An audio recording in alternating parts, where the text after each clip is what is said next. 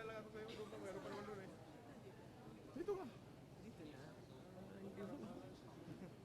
Zero to one na sa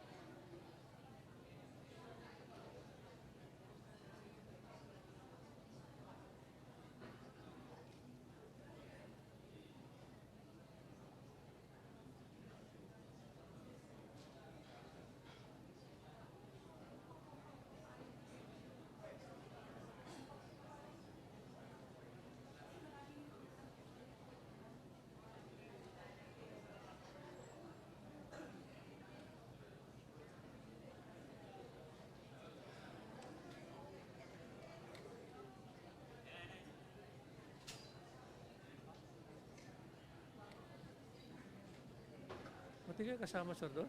Hindi sila kasama sa ano?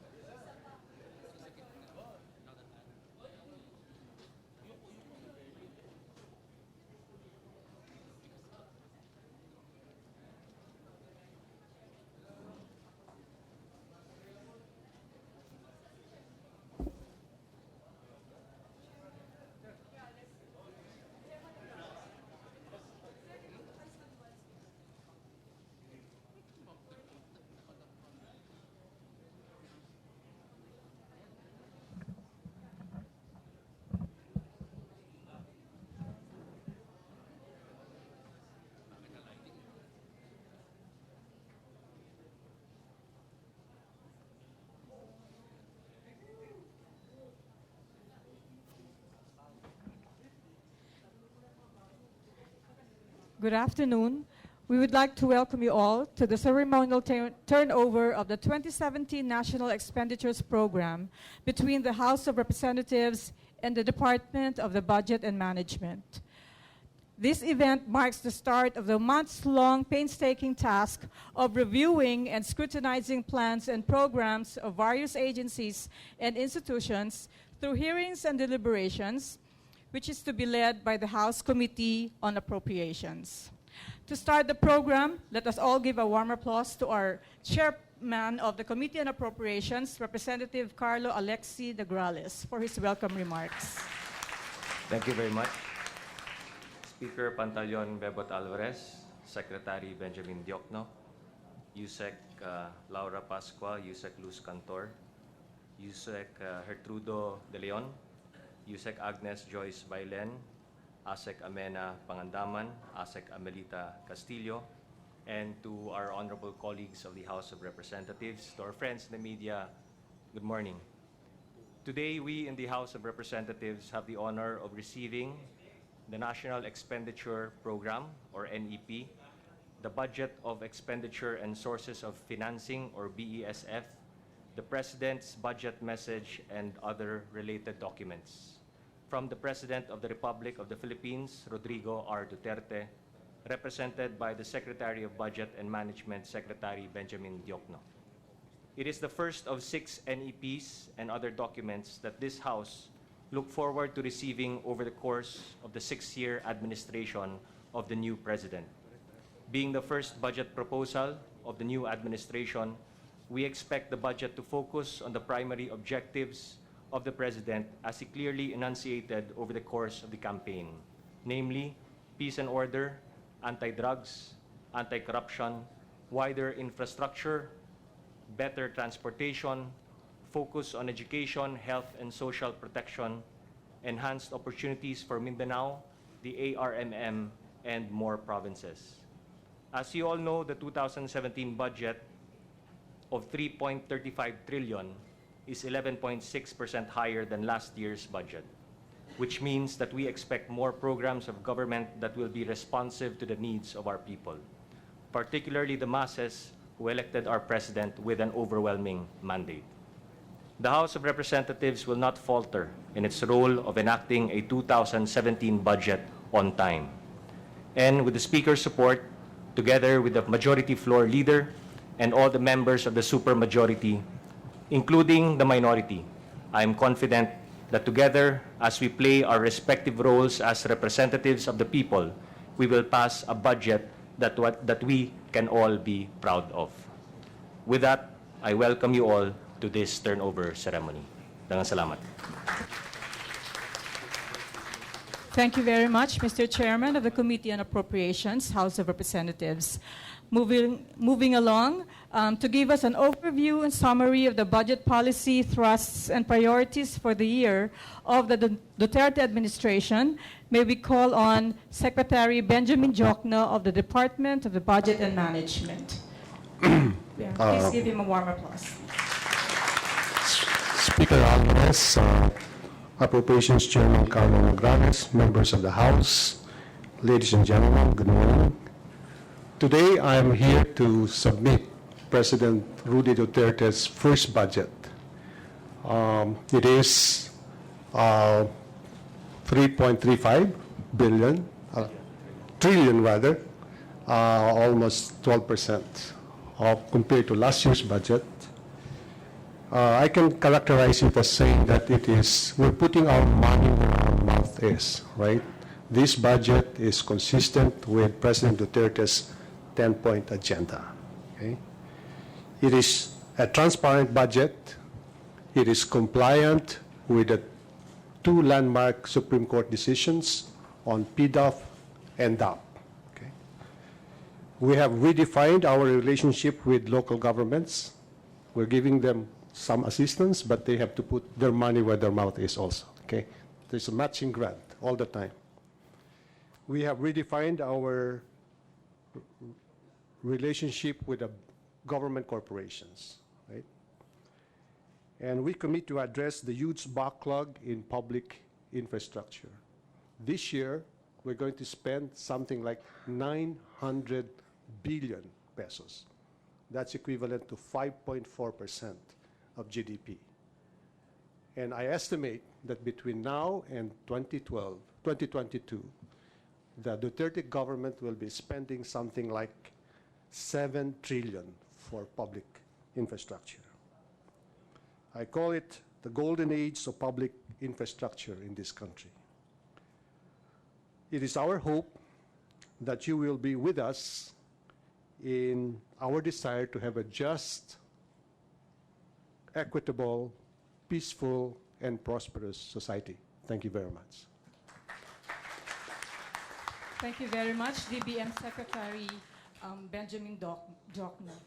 Now, we will witness the turnover of the DBM to the House of Representatives. So may we enjoin everybody to the Speaker, Secretary Diokno, Chairman Nograles, the Deputy Speakers, the Majority Leader, the Minority Leader, to please stand up.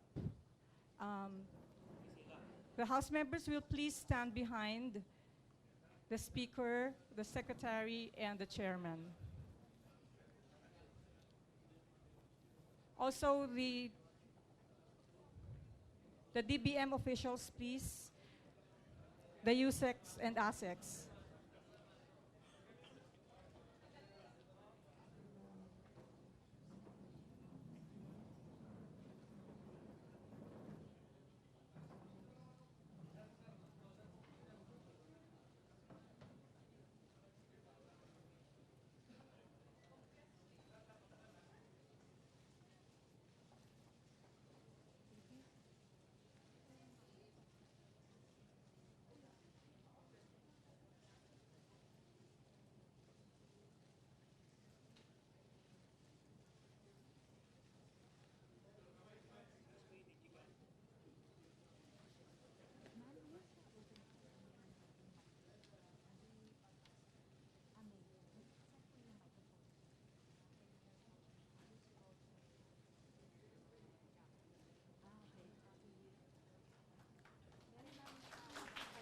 Thank you very much. May we hear now, please, a short message from the speaker. Speaker Alvarez, please. Open forum na lang. Open forum. Okay, we'll have an open forum.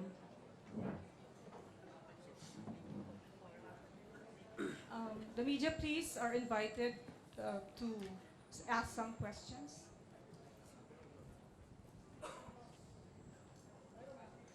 Kindly identify yourselves first.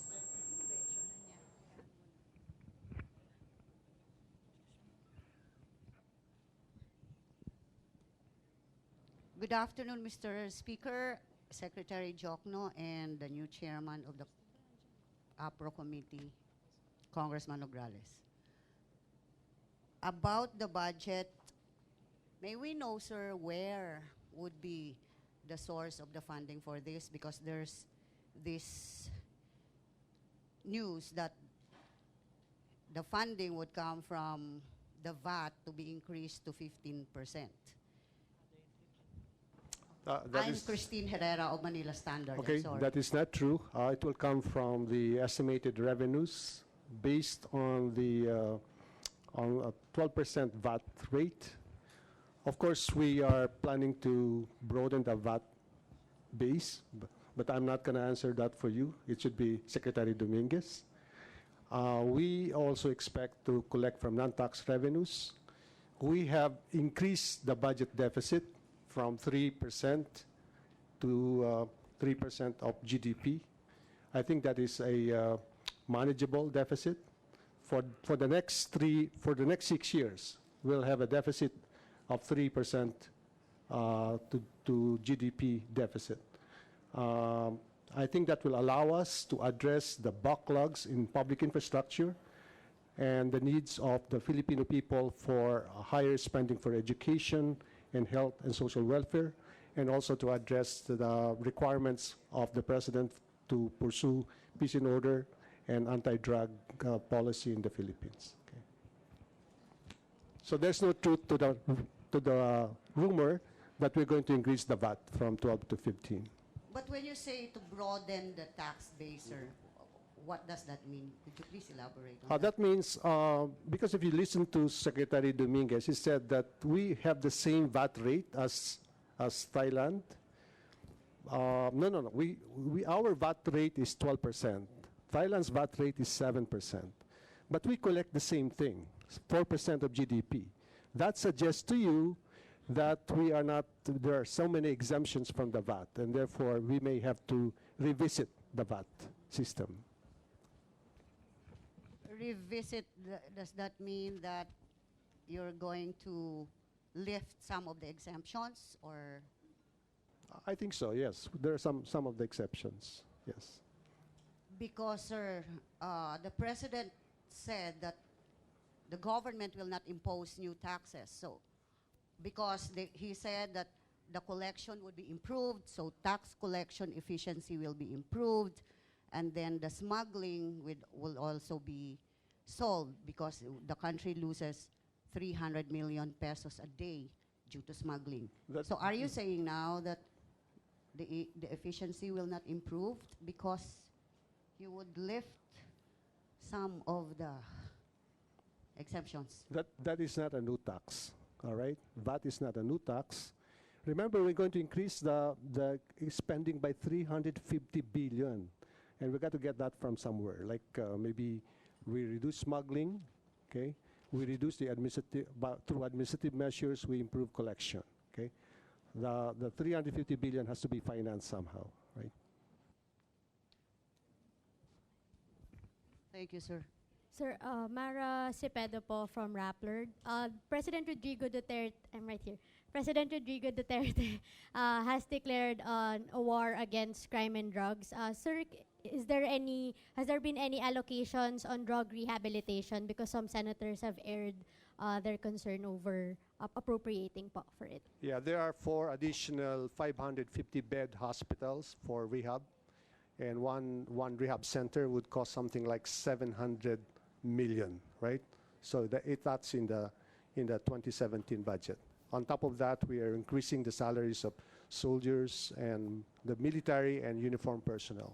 Okay, and we're creating new positions to help, basically help also in the implementation of projects in some rebel-infested areas. Okay. Hello, good afternoon.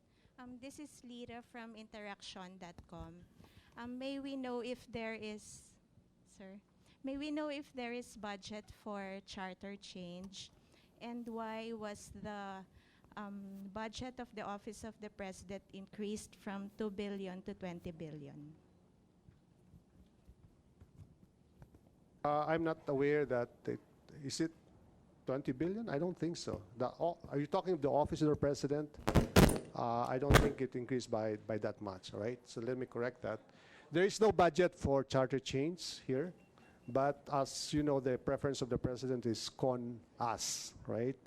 That does not involve additional expenses, or if so, we can get it from the contingent fund, all right? If you elect the delegates as proposed to be synchronized with the election of barangay captains, you don't need additional money for that. Okay, very little money will be involved. Sir, I'm Joyce Ilaster from CNN Philippines. Sir, regarding the special purpose funds, it amounts to 1.3 trillion, sir. I believe this is lump sum in nature, but how much of this, sir, is under the discretion of the President po? The special purpose funds would include the internal revenue allotment, all right? And that is already 500 billion, okay? Almost half a trillion. And it will also include, say, miscellaneous personal benefits fund. That's the source for the salary adjustment for all workers also.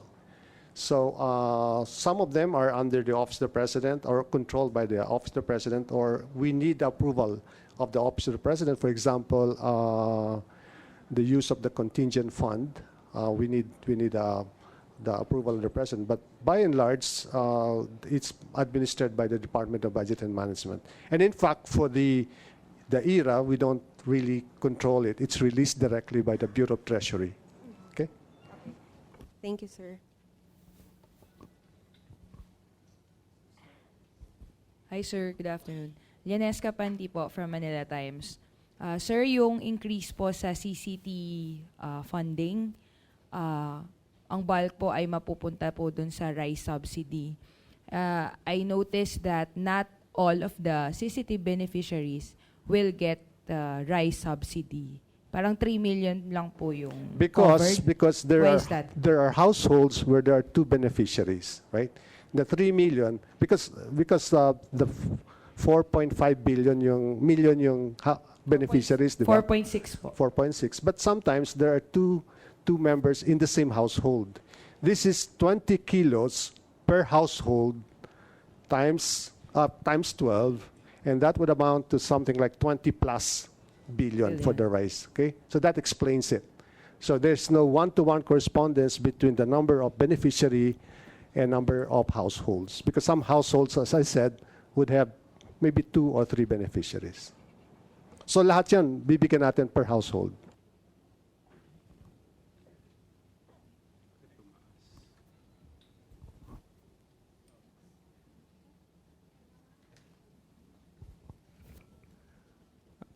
Good afternoon, sir. Ryan Pakbako from People's Tonight. May we know, sir, how much of the budget will be allotted for congressional projects of congressmen, and how much will be given to the members of the Senate? And is there a possibility that those who are critical to the government, that their allocation will be withheld, like what happened in the previous administrations? Thank you, sir. Well, the allocation for the Department of Public Works, DOTs, the infrastructure allocation will not be based on per congressman or per senator, right? So, so that's the correct answer. Okay.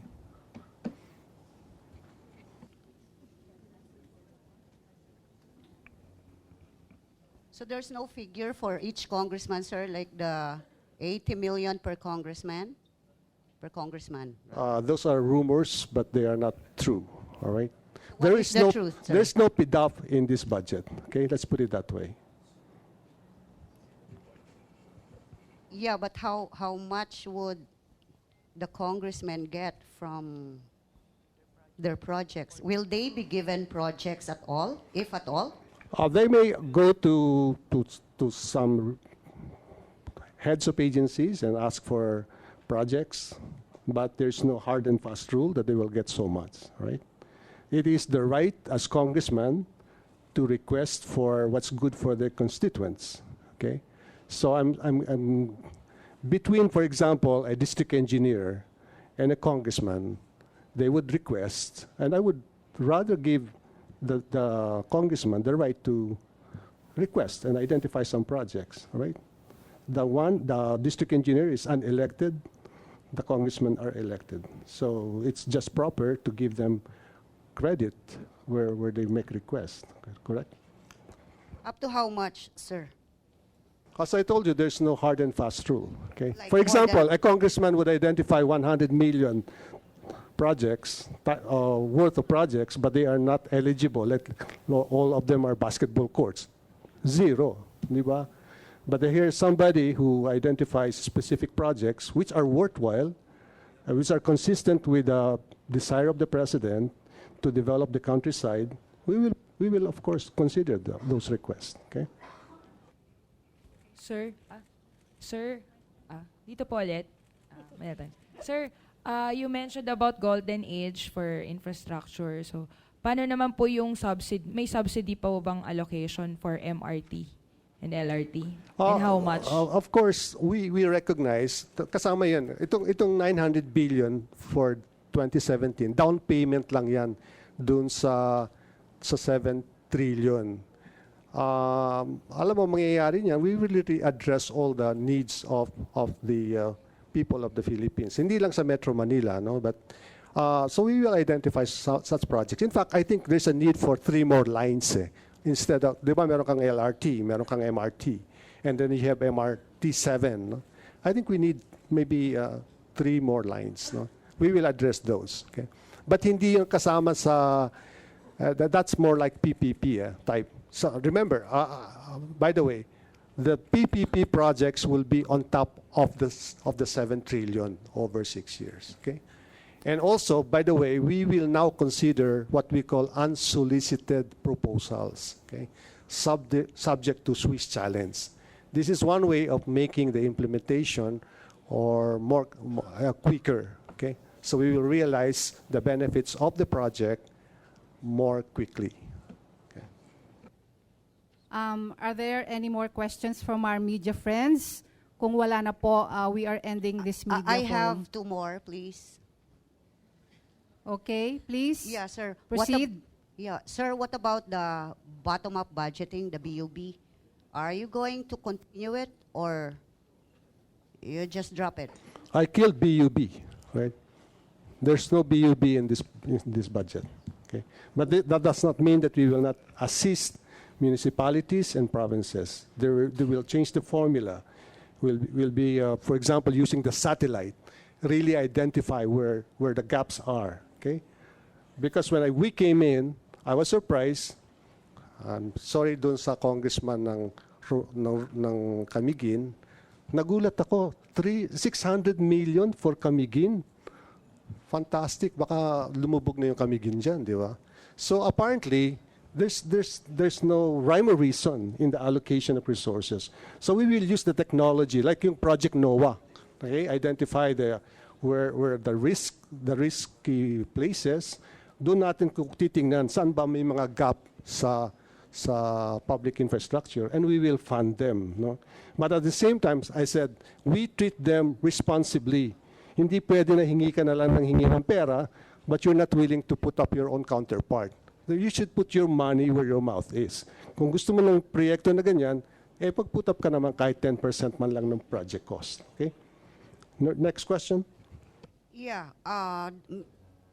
If I remember correctly, sir, in the previous Congresses, the Visayas Bloc, there was a deadlock in the passage of the budget because the Visayas Bloc protested that they have a little share of the pie. So may we know how much Mindanao, particularly now that the President and the Speaker come from, and the House APRO Chairman come from?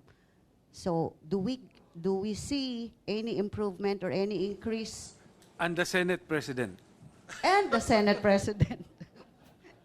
I'll be telling a lie if I don't tell this, that Mindanao will get its fair share of the budget, okay? Tatlo nga sila, chairman pa na appropriations, so taga Mindanao. They will get, kasi in the past, nakaligtaan naman talaga ang Mindanao, okay? But everybody will be happy, I tell you, because of the size of the budget, everybody will get an increase. Okay? Magkano, sir? I'm sorry, hindi ko pa natatapos yung regional allocation, but by the time we come back here to defend the budget next week, we'll be ready with the regional allocation. Okay. Yeah, well, I'm not going to say at par with, but I think there are many projects in Mindanao that need to be funded, so they will get their own fair share. Okay. All right. Thank you very much.